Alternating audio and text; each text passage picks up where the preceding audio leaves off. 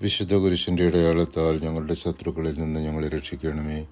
ഞങ്ങളുടെ തമ്പുരാനെ, പിതാവിൻ്റെയും പുത്രൻ്റെയും പരിശുദ്ധാത്മാവിൻ്റെയും നാമത്തിൽ ആമേൻ.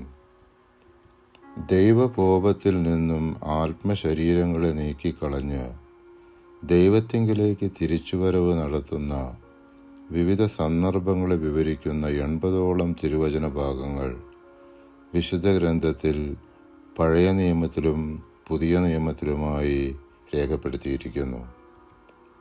ഉൽപ്പത്തി പുസ്തകം 6-ാം അധ്യായം 3-ാം തിരുവചനം.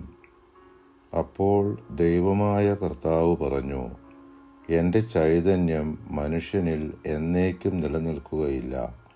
അവൻ ജഡമാണ്. അവൻ്റെ ആയുസ്സ് 120 വർഷമായിരിക്കും.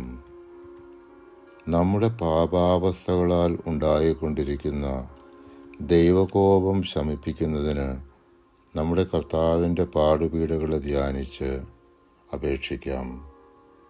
അനാദിപിതാവായ സർവേശ്വര, അങ്ങേ തിരുക്കുമാരൻ പൂങ്കാവനത്തിൽ വെച്ച് അനുഭവിച്ച മനോദുഃഖങ്ങളെ തൃക്കൺ പാർത്ത് ഞങ്ങളുടെ പാപങ്ങളൊക്കെയും പുറത്ത് ഞങ്ങളുടെ ആത്മശരീരങ്ങളിൽ നിന്ന് അങ്ങേ കോപത്തെ നീക്കി അരുളണമേ. ആമേൻ.